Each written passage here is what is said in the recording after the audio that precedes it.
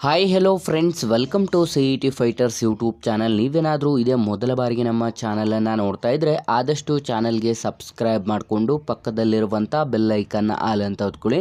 ಬನ್ನಿ, ಇವತ್ತಿನ ಈ ಒಂದು ವಿಡಿಯೋದಲ್ಲಿ KSRTC ಇಲಾಖೆಯಲ್ಲಿ ಖಾಲಿರುವಂಥ ವಿವಿಧ ಹುದ್ದೆಗಳಿಗೆ ಸಂಬಂಧಪಟ್ಟಂತೆ ಒಂದು ಬ್ರೇಕಿಂಗ್ ನ್ಯೂಸ್ ಬಂದಿರುತ್ತೆ. ವಿಡಿಯೋದಲ್ಲಿ ಕಂಪ್ಲೀಟಾಗಿ ಮಾಹಿತಿಯನ್ನು ತಿಳಿಸ್ಕೊಡ್ತೀನಿ. ವಿಡಿಯೋನ ಸ್ಕಿಪ್ ಮಾಡದೆ ಕೊನೆವರೆಗೂ ನೋಡಿ.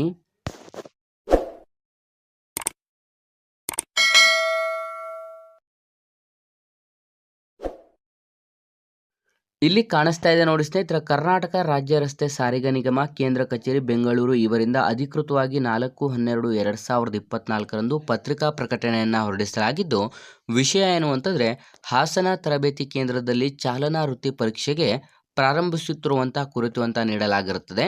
ನೀವಿಲ್ಲಿ ಗಮನಿಸ್ತಾ ಇರ್ಬೋದು, ಕರ್ನಾಟಕ ರಾಜ್ಯ ರಸ್ತೆ ಸಾರಿಗೆ ನಿಗಮದ ಜಾಹೀರಾತು ಸಂಖ್ಯೆ ಅಂತಾನೂ ಕೂಡ ನೀಡಲಾಗಿದ್ದು, 14/2/2020 ಅನ್ವಯ ಚಾಲಕ ಕಮ್ ನಿರ್ವಾಹಕ ಹುದ್ದೆಗಳಿಗೆ ಅರ್ಜಿ ಸಲ್ಲಿಸಿ ಚಾಲನಾ ವೃತ್ತಿ ಪರೀಕ್ಷೆಗೆ ಅರ್ಹರಾಗಿರುವಂಥ ಹಾಸನ ತರಬೇತಿ ಕೇಂದ್ರದಲ್ಲಿ ಚಾಲನಾ ವೃತ್ತಿ ಪರೀಕ್ಷೆಯನ್ನು ಪಡೆಯಲು ಇಚ್ಛಿಸಿರುವಂಥ ಅಭ್ಯರ್ಥಿಗಳಿಗೆ ದಿನಾಂಕ 16/12/2024 ಚಾಲನಾ ವೃತ್ತಿ ಪರೀಕ್ಷೆಯನ್ನು ಪ್ರಾರಂಭಿಸಲಾಗುತ್ತಿದೆ ಅಂತ ತಿಳಿಸಲಾಗಿರುತ್ತೆ. ಸ್ನೇಹಿತರೆ, ಅಂತಂದರೆ ಈ ಹಿಂದೆ 2020ರಲ್ಲಿ ಖಾಲಿ ಇದ್ದಂಥ ಈ ಒಂದು 2018-20 ನೋಟಿಫಿಕೇಶನ್ ಆಗುತ್ತಲ್ಲ, ಆ ಒಂದು ಡಿಕಂಸಿ ಹುದ್ದೆಗಳಿಗೆ ಸಂಬಂಧಪಟ್ಟಂತೆ ಯಾರೆಲ್ಲ ನೀವು ಚಾಲನಾ ವೃತ್ತಿ ಪರೀಕ್ಷೆಗೆ ಈಗ ಅರ್ಹರಾಗಿರುವಂಥ ಅಭ್ಯರ್ಥಿಗಳಿಗೆ ಈಗ ಆಲ್ರೆಡಿ ನಿಮಗೆ ಕಾಲ್ ಲೆಟರನ್ನು ಕೂಡ ಬಿಡುಗಡೆ ಮಾಡಲಾಗಿರುತ್ತದೆ.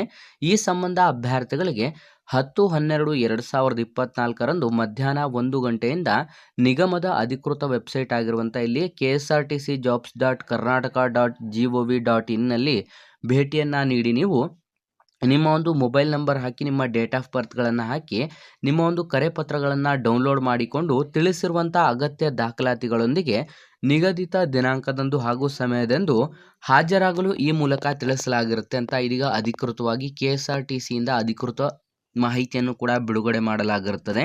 ಇಲ್ಲಿ ವಿಶೇಷ ಸೂಚನೆಯನ್ನು ಕೂಡ ನೀಡಲಾಗಿದ್ದು, ಸದರಿ ನೇಮಕಾತಿಯನ್ನು ಅಭ್ಯರ್ಥಿಗಳು ಗಣಕೀಕೃತ ಚಾಲನಾ ಪಥದಲ್ಲಿ ಗಳಿಸಿರುವಂಥ ಅಂಕಗಳ ಮೆರಿಟ್ ಹಾಗೂ ಸೂಚನೆಗೆ ಸಂಬಂಧಪಟ್ಟಂತೆ ಅಂದರೆ ಅಧಿಸೂಚನೆಗೆ ಸಂದರ್ಭದಲ್ಲಿ ಚಾಲ್ತಿಯಲ್ಲಿದ್ದಂಥ ಮೀಸಲಾತಿ ನಿಯಮಗಳಿಗೆ ಅನುಗುಣವಾಗಿ ಪಾರದರ್ಶಕವಾಗಿ ನಡೆಸಲಾಗುವುದರಿಂದ ಮಾನವ ಹಸ್ತಕ್ಷೇಪ ಇರುವುದಿಲ್ಲ. ಆದುದರಿಂದ ಅಭ್ಯರ್ಥಿಗಳು ಯಾವುದೇ ಶಿಫಾರಸು ಅಥವಾ ಮಧ್ಯವರ್ತಿಗಳ ಆಮಿಷಗಳಿಗೆ ಒಳಗಾಗಬಾರದೆಂದು ಈ ಮೂಲಕ ತಿಳಿಸಲಾಗಿರುತ್ತೆ. ಈಗ ಯಾರೊಬ್ಬರು ಥರ್ಡ್ ಪಾರ್ಟಿ ಇರ್ತಾರೆ, ನಾವು ಕೆಲಸ ಮಾಡಿಸ್ಕೊಡ್ತೀವತ್ತ ನಿಮ್ಮ ಹತ್ರ ಅಮೌಂಟ್ ಇಸ್ಕೋತಾರೆ, ಹಾಗಾಗಿ ಇದಕ್ಕೆ ಯಾವುದೇ ಕಾರಣಕ್ಕೂ ನೀವು ಒಳಗಾಗಬೇಡಿ ಅಂತಲೂ ಕೂಡ ನೀಡಲಾಗಿರುತ್ತದೆ. ಈ ಒಂದು ಅಧಿಕೃತ ಮಾಹಿತಿಯನ್ನು ನಿರ್ದೇಶಕರು ಹಾಗೂ ಅಧ್ಯಕ್ಷ ಸಮಿತಿ ಅಂತಲೂ ಕೂಡ ನೀಡಲಾಗಿದ್ದು, KSRTCಯಿಂದ ಅಧಿಕೃತವಾಗಿ ಇದೀಗ ಬಿಡುಗಡೆ ಮಾಡಲಾಗಿರುತ್ತೆ.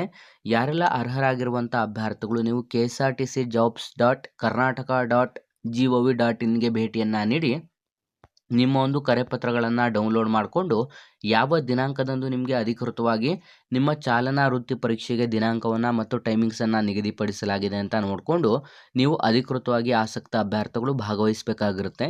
ಸ್ನೇಹಿತರೆ, ಇದಿಷ್ಟು ಕೂಡ ಒಂದು KSRTC ಜಾಬ್ಸ್ನ ಒಂದು ಹೊಸ ಅಪ್ಡೇಟ್ ಆಗಿರುತ್ತೆ.